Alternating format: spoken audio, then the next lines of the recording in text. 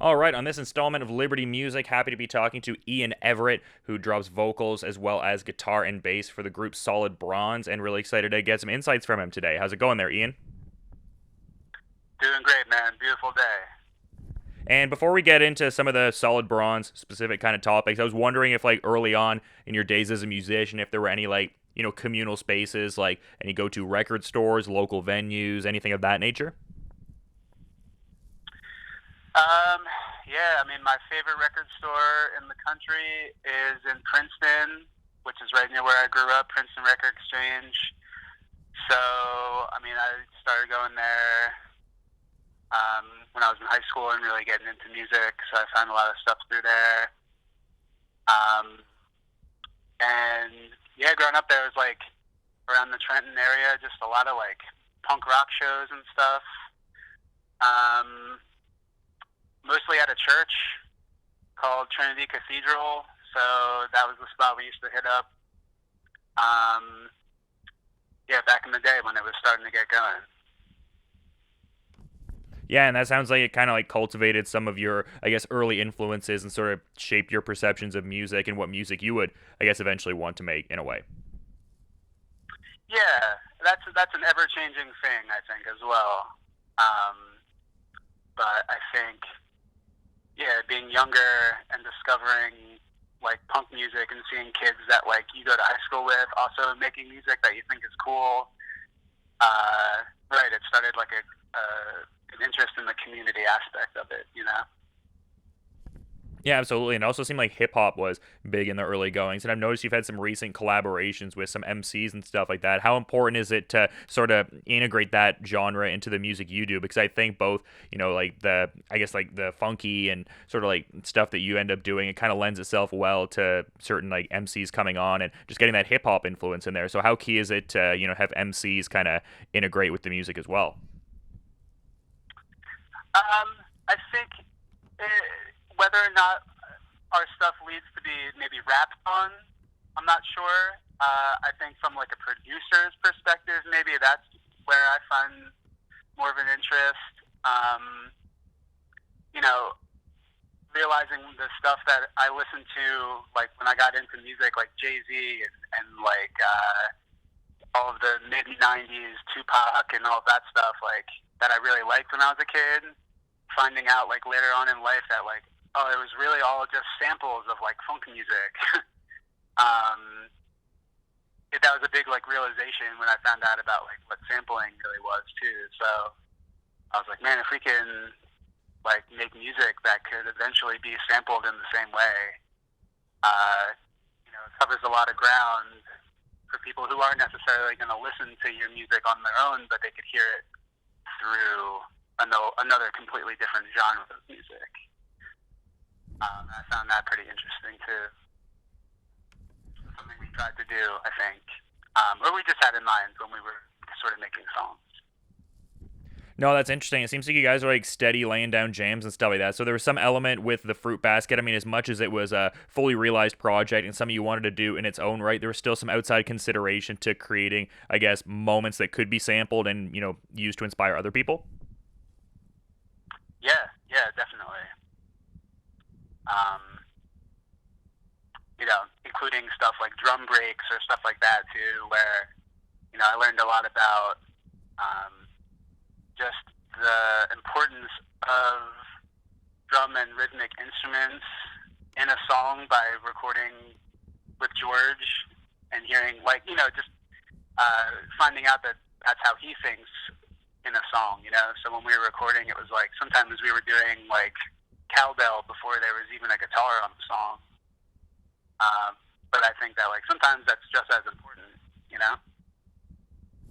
Yeah, absolutely. And you also featured Kid Funkadelic on the single as well, The Invisible Man. So how did that collaboration come about there?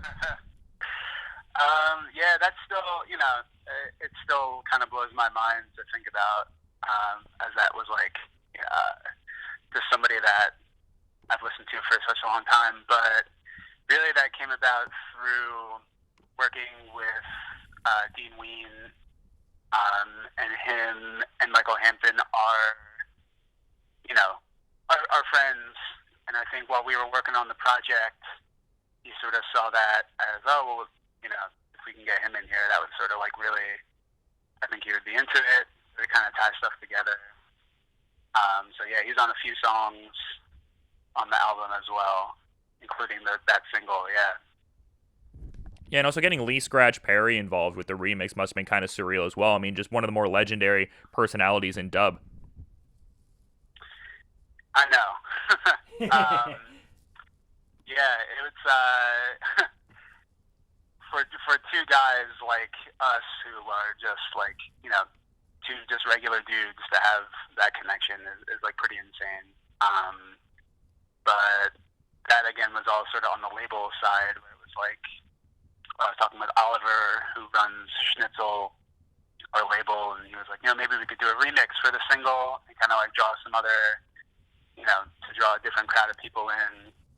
And my initial thought was like, oh, like a Linkin Park Jay-Z mashup is like, I don't know if I'm into that. But then I was like, oh, well, what if we did like a dub mix? It just kind of like came right into my head, and I was like, something like Lee Scratch Perry, and not really thinking that was really going to be a possibility, but it turns out that it was. Yeah, and in a couple of the media things I've seen in relation to this record. I'm sorry, man. Can you hold on for 1 second? I apologize. No worries, man. It's all good. Sorry.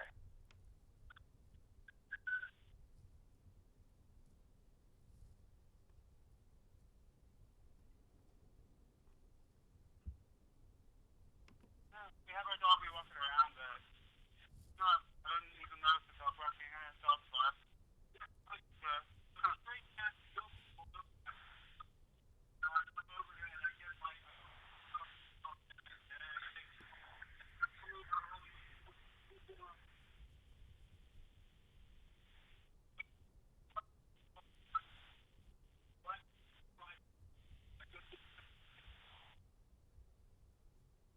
No, we've never gone over there.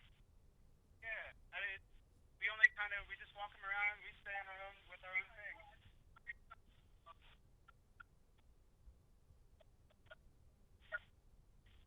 Okay, yeah. Oh, no worries. Okay, sorry about that, man. I'm sitting on my back porch, and some guy just walked up and started talking to me. Oh, no worries. He seemed like a pretty approachable guy, I guess, so there's nothing wrong with that. Maybe a little confrontational, perhaps.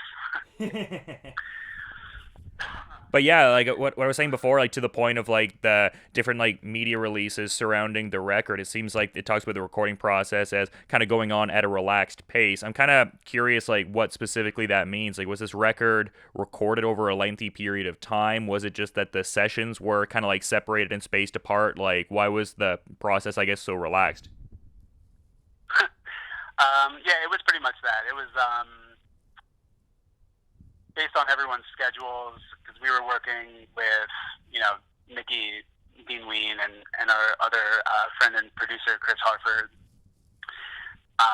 So he was kind of jumping around doing little tours and Ween shows, and then Chris Harford plays a lot as well.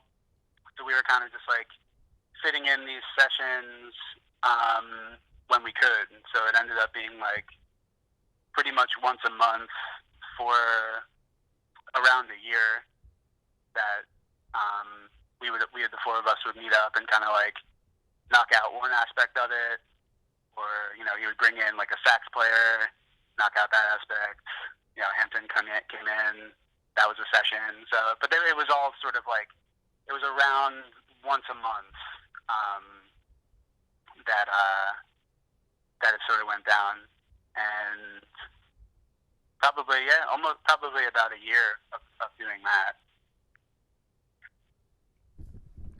Yeah, I get what you're saying on that end for sure, but yeah, it seems like a lot is really shaping up with this record and all that. And I'm kind of curious though, because I noticed that you were initially more of like a two-piece kind of an outfit, but it seems like as of late it's been filled out a bit more with different musicians coming on for the live show and stuff like that. How cool is it for you to be like centric to it when it was initially just based in like a rhythm section kind of thing, and just seeing the sound fleshed out that much more to what it is now? Yeah, I mean, the band still is sort of run by George and I, and I think that's pretty much based on just keeping things simple. You know, two people making a decision versus five is much easier. But we never really wanted to do anything live as a two-piece. So finding band members and stuff was all sort of part of what we knew we were getting into a little bit. And it's been sort of slow, but it is coming together. And it's first time we've ever really done it like that. So interesting to see and cool to see how it sort of happens, you know, how it can happen live, you know, stuff that can get pulled off, stuff that's different, stuff that we can do just like the record.